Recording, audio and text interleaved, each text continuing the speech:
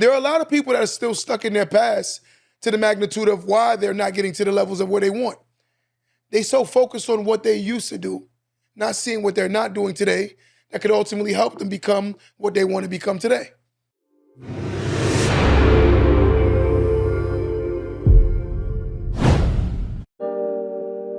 Welcome to the Don't Let That Go Over Your Head podcast, starring Q the Boss.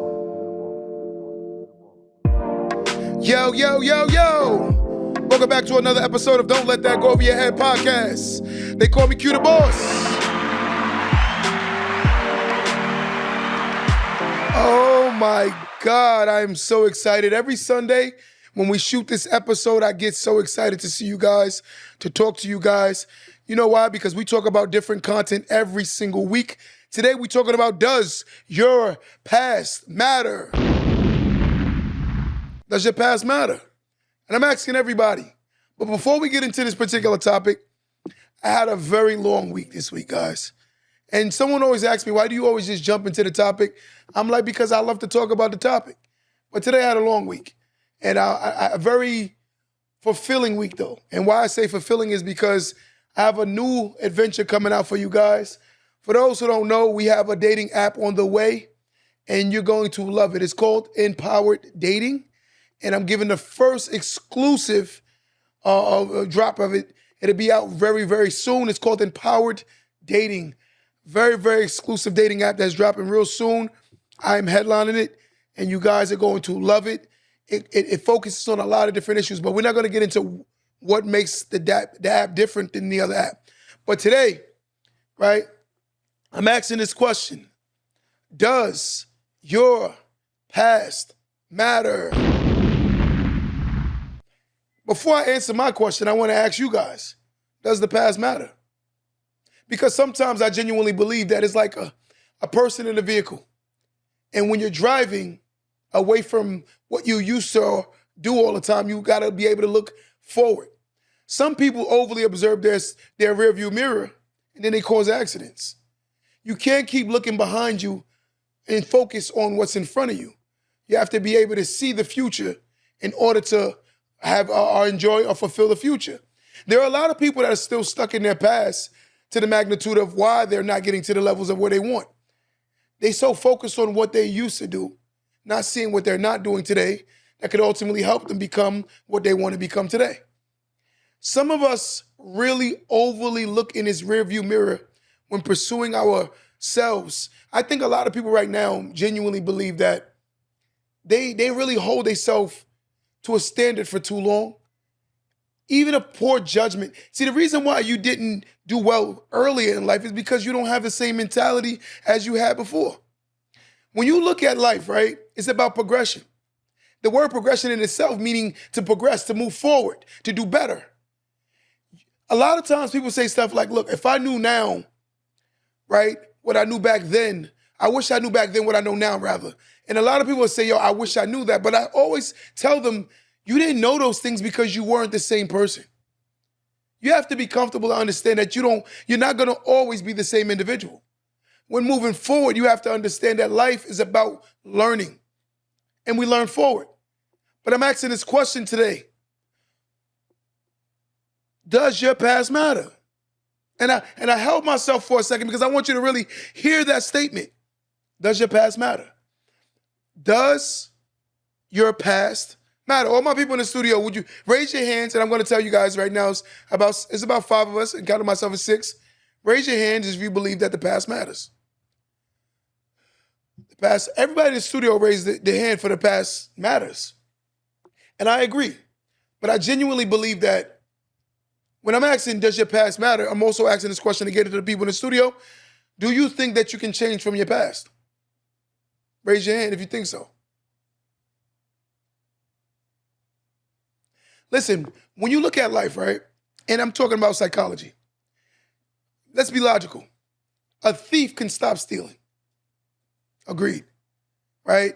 But here's the narrative. Sometimes the people that you hold to a standard, they genuinely don't know any better. We always base our intellect on everyone else's intellect, not realizing that people are intellectually on different levels. Here's the narrative, right? Let's just say you have a teacher. The best teacher is the one that understands how to reach each child. Every child, just because they're in the same classroom, don't mean they're at the same level psychologically, educationally. That doesn't mean anything. An 8th grade student don't necessarily mean they're an 8th grade student. They could be in an 8th grade classroom, but yet and still have the mentality of a 5th grader. Also, the learning, right, of a 5th grader. So realistically, the world always put everyone in a box and just make assumptions.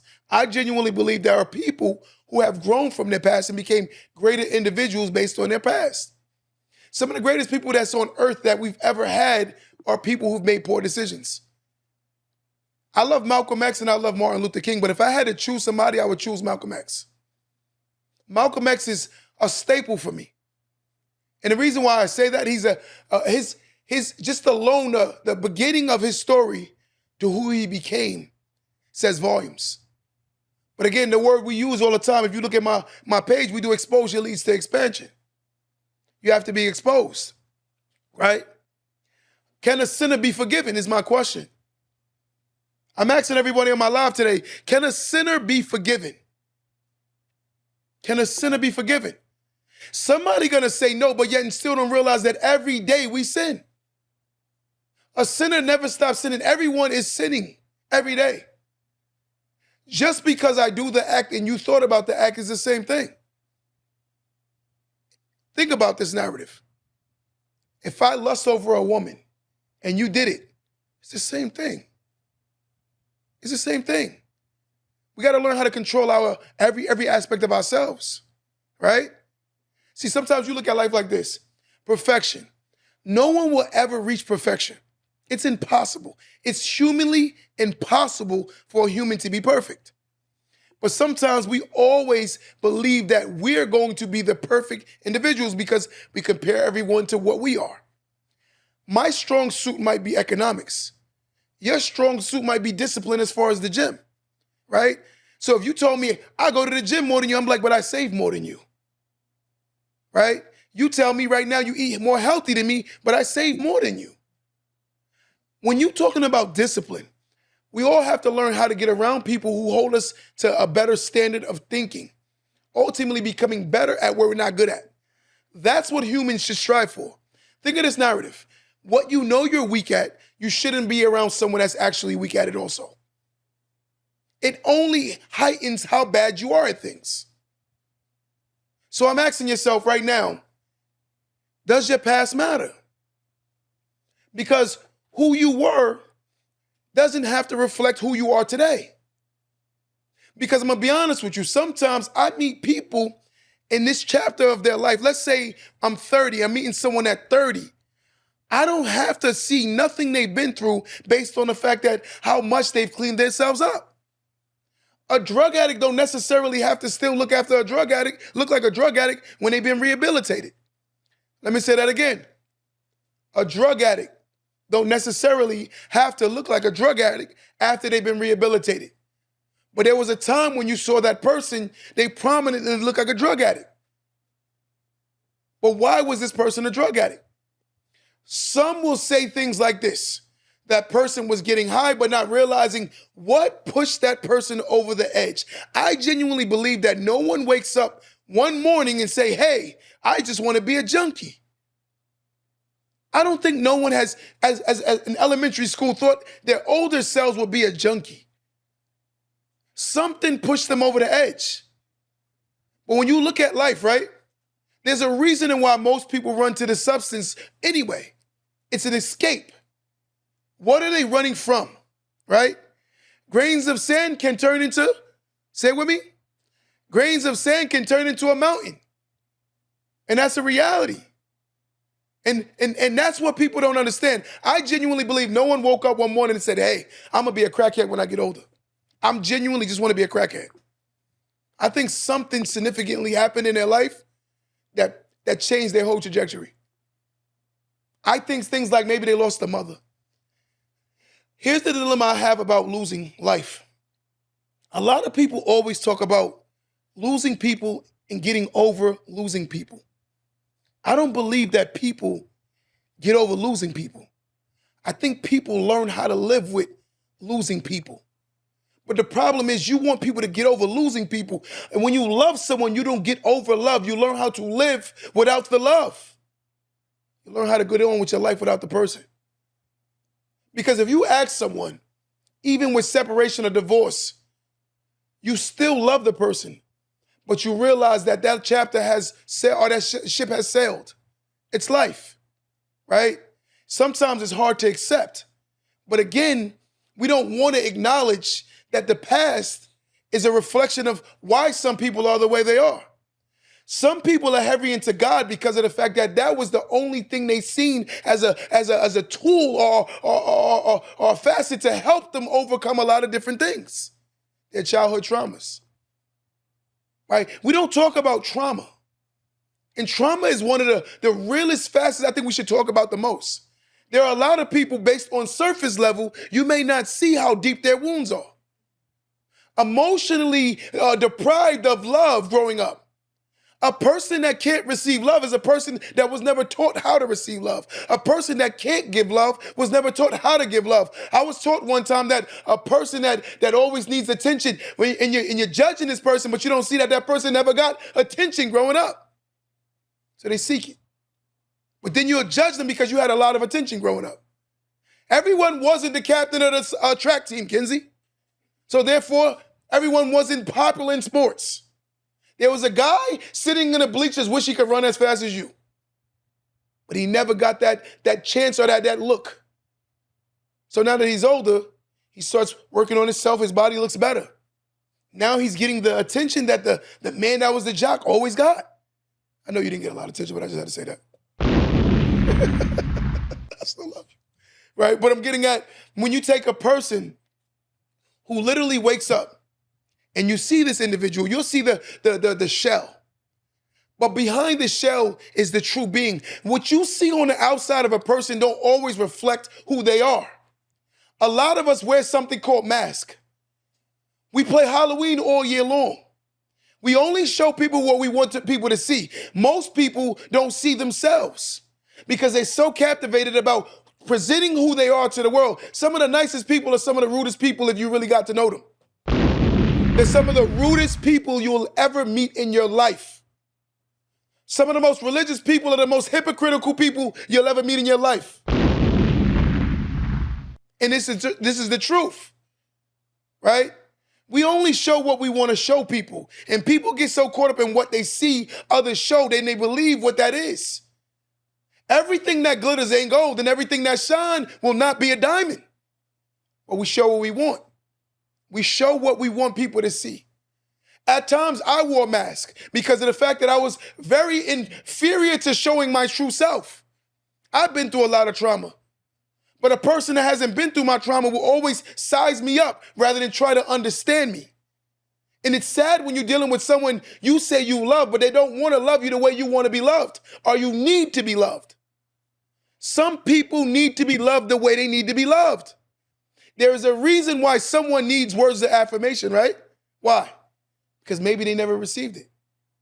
There's a reason why someone wants gifts, right? Why? Because maybe they never given gifts. There's a reason why someone needs attention, because maybe they were never given attention. But yet and still, our past is what we can't see why people are the way they are. I'm going to tell you, and I'm going to say this on record, somebody's going to get mad. I genuinely believe that women don't know what good men is because a lot of them didn't grow up with good men, so they emphasize on what good men is based on social media. Most women talk about what a good man is, but they don't know what it is. It's all based on social media. They don't know. They didn't see no good daddy. They didn't have no good nothing in their life. So how do you really know what really exists? And then I'm going to go further. A lot of men don't know what good women are because they don't know what it is either. Their mothers might have not been that great also. Right? And this is the truth. But when we talk about our past, we overly move past the base.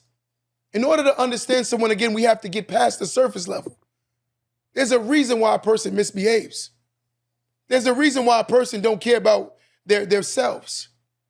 Why is a person waking up every day and doing things maliciously to hurt themselves? Why? Because there's something deep-rooted that you clearly can't see. I don't think no one thrives and strives to be the worst version of themselves. It's something that came along their journey that made them forget or stop chasing becoming their better self. Because again, if I'm told all my life that I can't be, therefore I won't, in most cases, a person that's taught that you will not be, will not try. And it's effort. But what if your efforts were never respected? What if your efforts was never glorified? If you're trying to be the best Chris and I'm not pushing you, what happens? Chris gets complacent. Chris gets comfortable. Because no matter what you do or don't do, the person won't appreciate you. So guess what? You stop doing. And that's a reality. I told this guy real quick, I'm gonna just say this. I told this guy the other day, it was Valentine's Day the other day.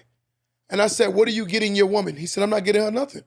And I said, why? He said, because if I get her something, she don't appreciate it. And if I don't get her nothing, she still ain't gonna appreciate it. He said, so he had a point where he just don't do nothing. And I looked at him like, wow. I said, because he said she's very ungrateful. And I think that goes back and forth between men and women. We've learned how to be some of the most ungrateful people because of our past. Something in your previous life made you who you are today. Your past is a reflection of you. You're insecure because of maybe you were bullied. Maybe you were talked to and belittled. Maybe no one ever let you express yourself. And every time you tried, no one wanted to hear you.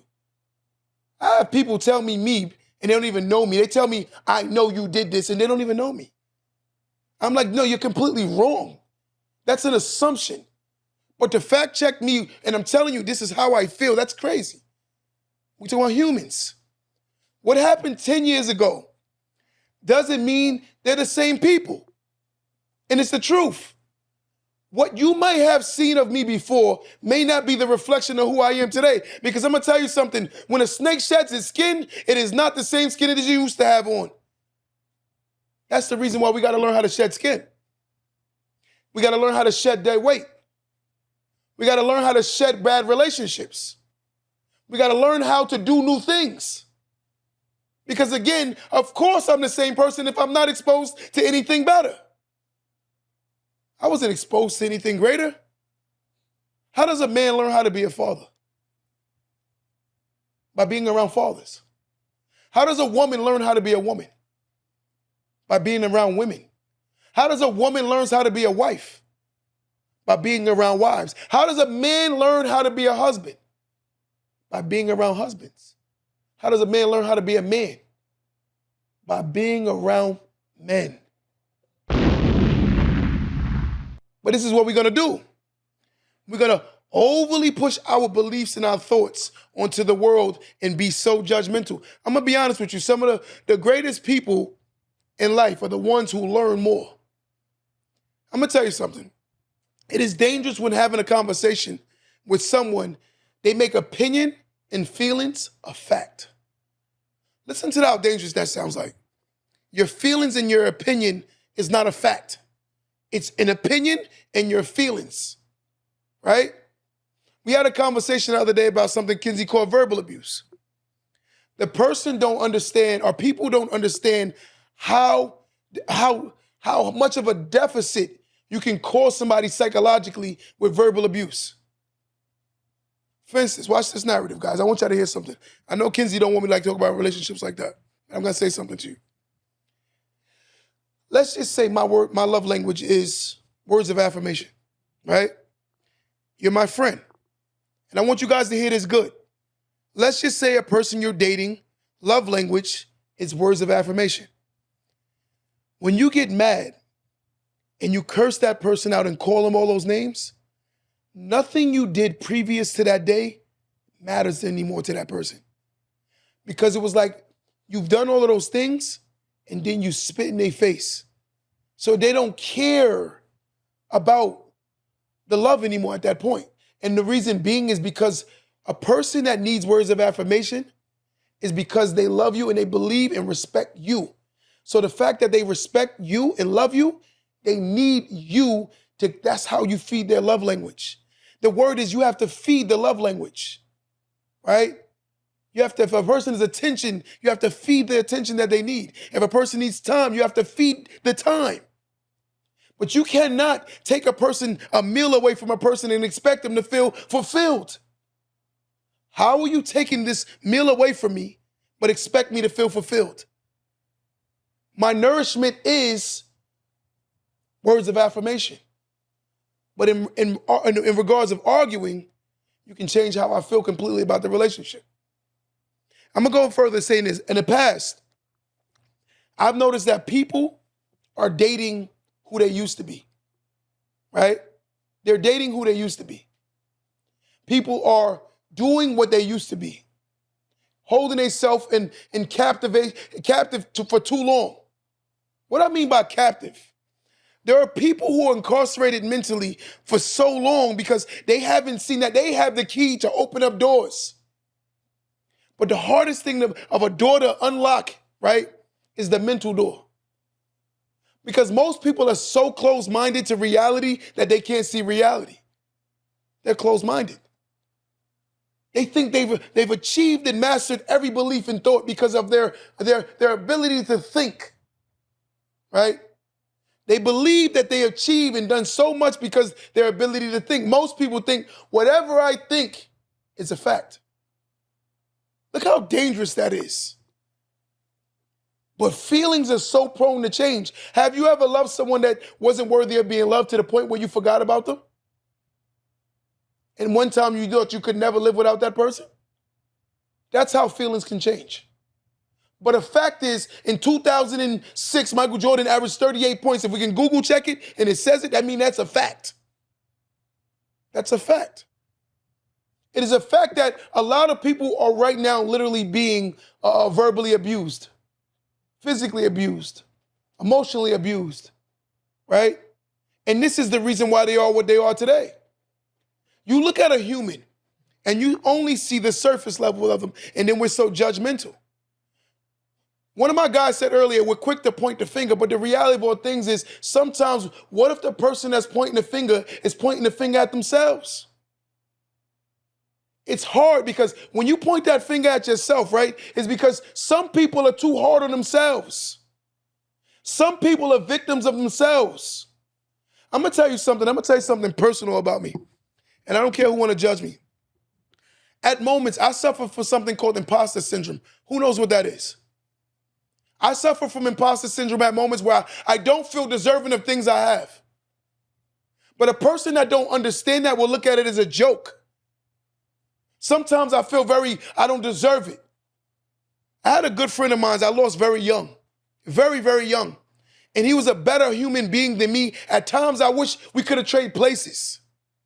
Why? Because of the fact that he was a better person than me. A person that hasn't been through losing people they love don't understand what I'm saying because they haven't been through much. But when you lose people that you know who was deserving of life, it affects you more than anything. When you lose someone old, it's easy to get over it because you know that's life. But to lose someone very young is hard. Especially someone you love, someone you care about, someone you respect. It's hard. But at times, again, I suffer from imposter syndrome. But a person won't understand that because they look at you like you look like you have it all together physically. Right?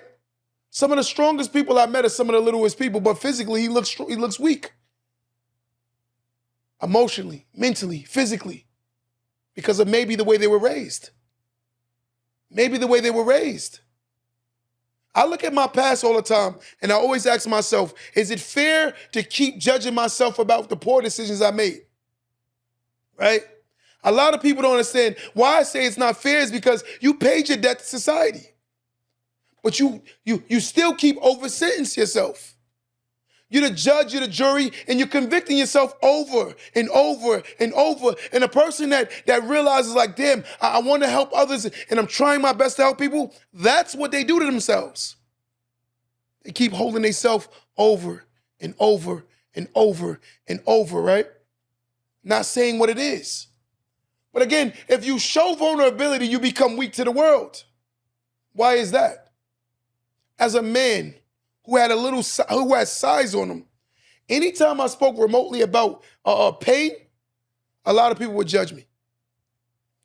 There were moments, right? And I'm going to say this, where I would literally walk into my room after a long day of pain and isolate myself because I was inferior to the world seeing my vulnerability. And why is this? Because this is a standard that society has normalized.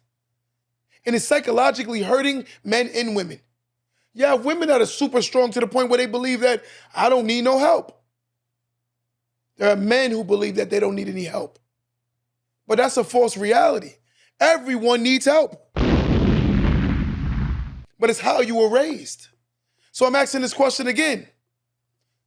Does your past really matters? I think the past does because it affects you to who you are today. Your presentation, what you see, right? You go to a restaurant right now, and watch this logic. You go to a restaurant, you sit down. The waiter takes your order, they come back out, they present a meal. Let's just say the meal looks amazing, right? From the surface level. But imagine cutting into, say, like a piece of chicken. As soon as you cut in the chicken, nothing but blood oozes out. The presentation was good, but the completion of the presentation wasn't real. And that's how some people are on the surface. They're the piece of chicken that looks very, very good on the surface. But the moment you cut into their life, you start seeing the bleeding and the pain and the trauma. And that's what we don't want to acknowledge. You speak on a lot of surface things. I'm like, you don't know what a person's been through. But your past can affect who you are today, but you got to realize that you can't hold yourself forever into your past. We got to be able to move forward. But it's hard to move forward when you're in your own way. Imagine looking at the person that's in front of you, and the person that's in front of you is you. You can't trick yourself because yourself know every move you're going to make. Yourself knows every decision you're going to make. So look at this. You have yourself in front of yourself, and you're trying to get in front of yourself. But that person knows everything you're going to do, every move, every decision. But you know why it's hard to not see that? And the only way you can outsmart that person that's in front of you, which is yourself, is by working on becoming a new version of yourself. Let me say that one more time. Listen to this good, guys. Imagine having you in front of you, defending you. And that person knows every decision you're gonna make. Every move, every fake, they know everything you're gonna do because it's you. The only way to outsmart your past is by becoming a new version of yourself. But if a person don't become a new version of themselves, they're gonna be stuck in their old ways. Because again, we get set in our ways. I tell people all the time, some of the worst people for me to deal with is people that don't want to hear anything to further themselves. They don't want to learn anything new. We talk about the old dog learning new tricks. The old dog learning new tricks. Are you willing to learn new tricks? Are you willing to see what you need to see and hear what you need to hear? I always tell people we give ourselves disabilities. I don't want to hear nothing. I don't want to see nothing. If it goes remotely against my beliefs, I don't want to hear it.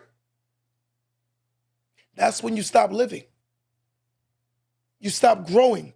You stop living when you stop growing. A lot of people stop living because they're not growing. Just because you age don't mean you've grown. Do you know that? Just because you've aged don't mean you've grown. I meet some of the oldest, immature people I've ever met in my life. And I meet some of the youngest, maturest people I've ever met in my life. But when you sit the older person down, they lack experience. When you sit the younger person down, they've been through a lot. So they're furthering their mentality because of the fact that they've been through more. And also, the younger person may be more optimistic about learning things new. But the older person they start thinking they know everything. This is how you get stuck.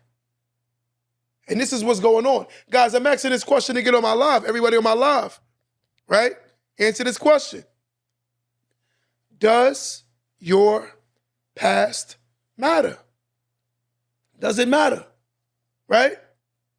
We can always learn new things. I agree 100%. But the question is, are you willing to learn new things? Right? I got to ask this question, right? How many miles does a car have to have before it doesn't have any more value? How many miles does a car have to have before it don't have any more value? Because the reality of all things is that car will be worth something to someone. Right? So everybody on this live and everybody in this world, you're worth something. Right? How many lies have to be told before you start believing the truth? How many lies have to be told before you start believing the truth?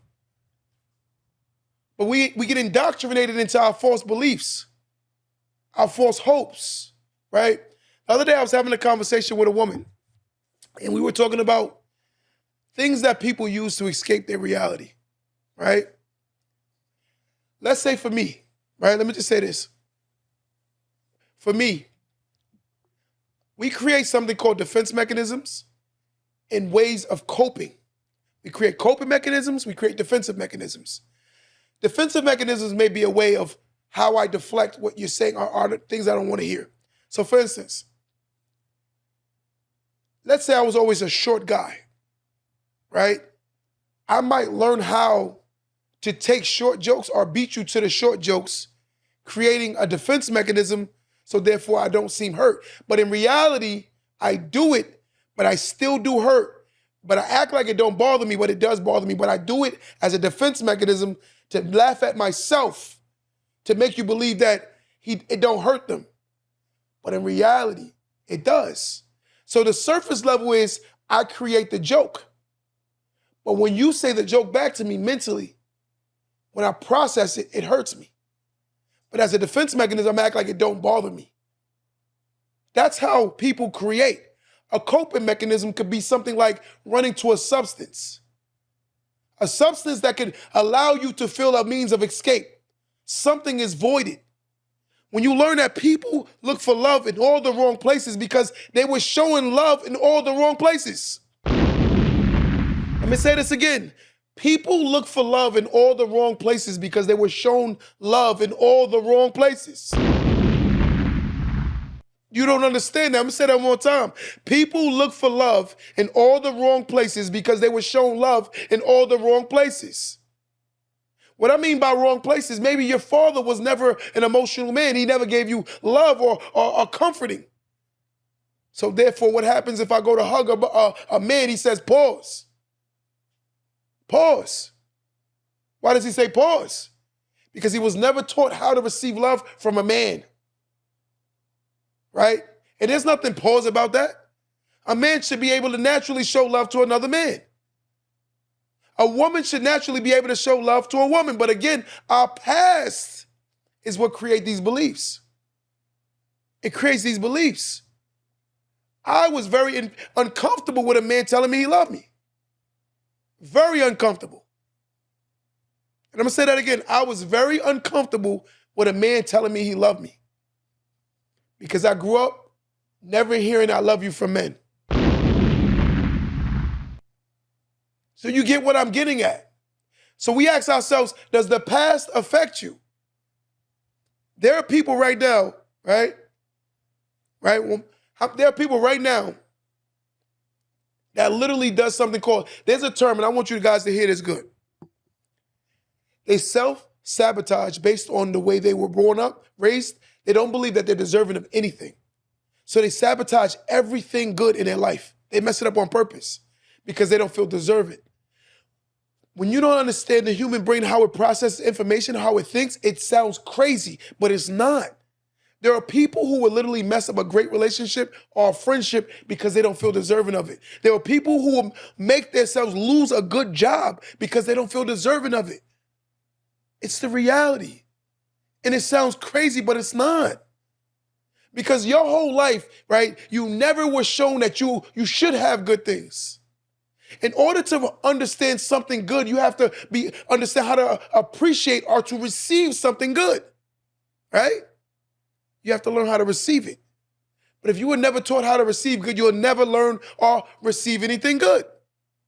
Let me say that again. In order to know how or understand how to receive anything good, you have to learn how to receive things that's good.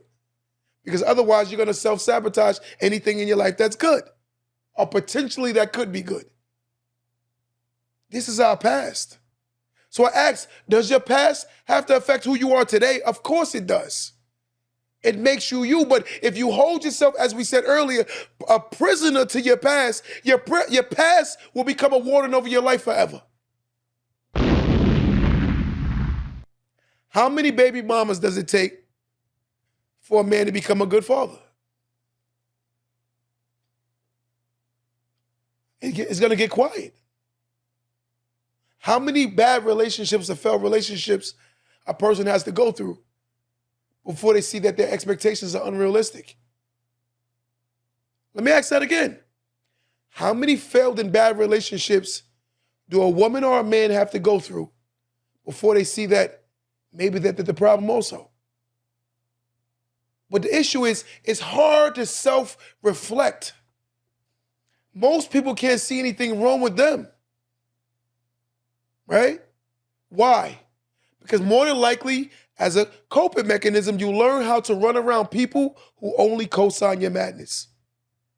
That's been your whole life. Finding people that will literally co-sign everything you say, do, or believe. A person won't know they're crazy when they're around somebody that's just as crazy as they are. I ain't never heard a crazy person say they was crazy. They just found other people that was crazy. Damn. Would you agree with that statement? I don't know no one that physically says, hey, I'm crazy. They usually look for someone that think like them. Unless they're diagnosed by a professional and the professional realizes that they need help. They may, at that moment, accept it, but they were diagnosed by a professional who showed them that they need help. Because again, our life is our beliefs, our thoughts, how we feel about life. There are people who are not showing their true selves. They're playing Halloween. And today I'm asking someone on my live, someone in this world right now to take off the mask. If the world don't accept you for being you, then that means the world you're in right now shouldn't be the world or the room you should be in. You should be comfortable being yourself. It doesn't matter. We're talking about anywhere around the board. Your religious beliefs, your sexual preference, be yourself. Who cares? Because there's someone right now hiding who they are because they're worried about their past of someone judging them. And that's a very uncomfortable being. Think about every day waking up pretending to be someone you're not. That is the ultimate unsatisfiable life. Your whole life is about mirroring what others think you should be, behaving the way others think you should behave, acting the way others think you should act, dating what your family think you should date, but knowing you're unhappy. Who wants to live like that? Who? That's a very unfulfilling life. Because when you look back at life, it's not going to be about the money you've made and the houses and the cars you've driven. It's going to be how satisfied you are with the completion of what you've done. It's going to be the lives that you impacted. It's going to be the triumphs and the obstacles that you overcame. It's going to be the marathons, right? The marathons that you've run. And this is the reality.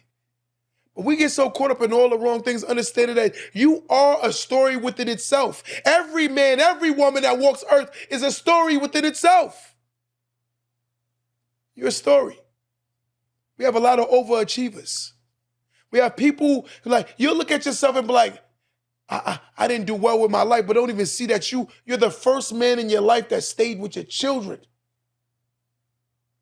You'll look at your life and say, I didn't do well, but you're the first person in your family getting married. You'll look at your life and say, I didn't go to college, but you're the first one helping your children get through college. You look at your life and say that you're unfulfilled with what you see, but you don't realize is the impacts that you've made on others. Sometimes your story may be the greatest story ever written because of the fact that it will impact so many people's lives. The story of your life is meant to be written because it will impact so many different lives. A story is boring if you started off winning and you ended winning. That is a boring story. Who would read that book? Hey, I woke up a millionaire and I died a millionaire. Let's tell a story that I woke up in poverty. My mother was on drugs, never had a father in my life. I had a high school equivalency as far as 9th grade level. Never went no further than that educationally. Been locked. I'm not talking about my story. I'm talking in general, guys. Been arrested 45 times. Figured it out. And now you're the father of the year. You're the husband of the year. And you're a multi-millionaire. Tell me that don't sound like an amazing story. But we don't realize that our stories are being written. Sometimes in life you have to be mindful of your past is because it's the decisions that you made. We go through trials and tribulations, but we don't see that our trials and tribulations are ultimately going to lead us to where we are today. You are a reflection of your life's decisions. So when I look at our past, I can't say to myself that I'm losing because of the world. I'm losing because of my decisions, my choices, my actions.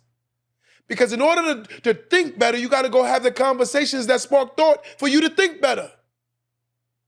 Y'all ain't hear that. In order for you to think better, you got to go around and have conversations that make you or force you to think better. Because conversation sparks thought sparks. Let me say this again. In order for you to become a greater version of yourself, you have to go around people that sparks conversations that make you think better. Conversation sparks thought sparks action sparks results. That's how it goes.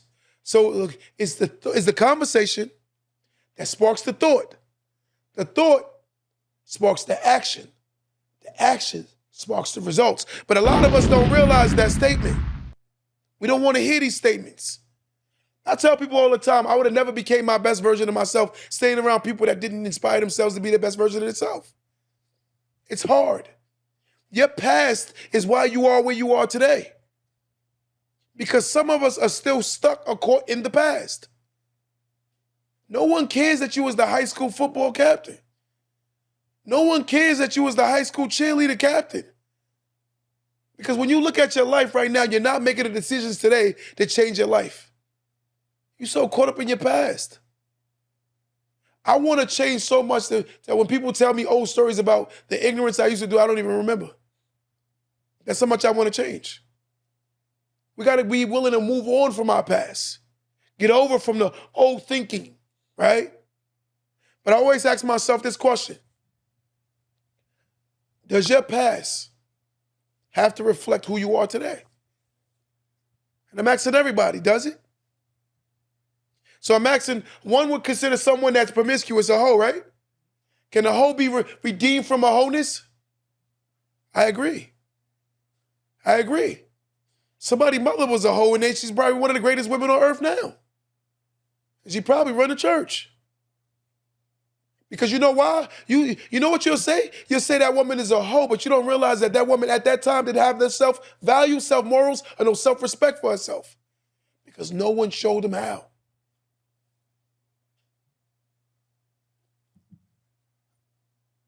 That was funny. But again, I'm asking this next question. Can a thief stop stealing? We have to end with a yes. Can a convict stop going to jail? Yes. Right? Can a person who don't fear God find God? Yes. Right? It's the realities. When you see these stories that's being written right in front of your face, there are testimonies right in front of your face every day, seeing it.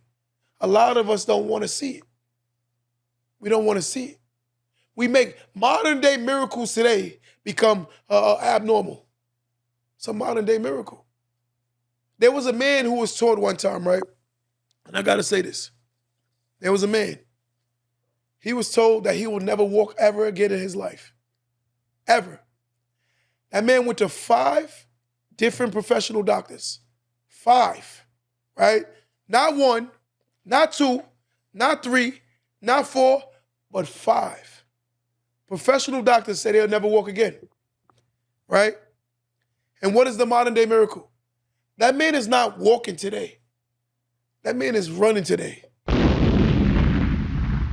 Because if there's a will, right? A lot of people don't understand. And why I said this story is because you can will yourself into the greatest version of yourself. Some of us need to get over our past. We need to embrace our story and understand that it happened for a reason. You are your testimony. Live it. But the one thing I always tell you is don't hold yourself to your testimony for too long. Don't let the past be the hindrance to why you can grow. It's time for someone to enjoy life. Your mother and father never traveled anywhere, but you've been on vacations. You've seen foreign land. Your dad wasn't around, but your sons know you. Your mother was verbally abusive, but you're not like that. Let's change our past. So I'm asking this question before we get out of here today.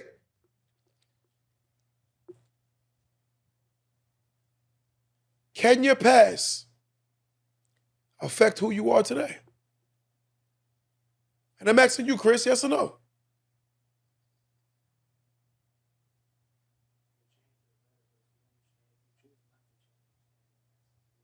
He said we change for the better. But if you choose not to change, that's on you.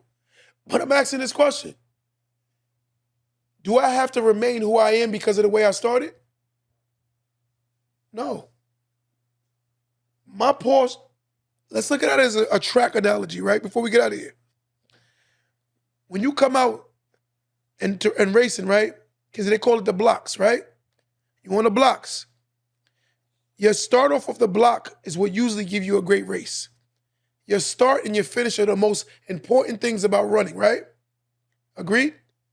So if I come out the blocks strong, right? That don't mean I'm gonna have to finish. I mean, I'm gonna win. So I'm gonna say it again. I came out the block strong, but I got comfortable throughout the race. What happens? I end up losing. But there's races where people come out the blocks weak and end up winning in the end because they work harder throughout that race. And some people need to realize that they're that person that may have came out those blocks very weak. But if they work hard, they can finish strong. So don't allow your past to affect you today. Allow your past to be a story to the reason of why you're successful today. Let me say that again. Don't let your past be the reason why you failed today. Let your past be the story to the reason why you're winning today. Because of what you went through is what matters. Your future is what can control your tomorrow. Look forward. Think outside of you. In order to become the greatest version of yourself, it's okay to look backwards. But sometimes if you keep looking backward too long, you'll fall because you're overly staring to the back. When you see yourself, no one drives staring in their rearview mirror. You have to look at the windshield to keep going forward. So for someone who wants to go forward, I beg you today to stop looking in your rearview mirror and start looking in your windshield. Till next time, guys, don't let that go over your head.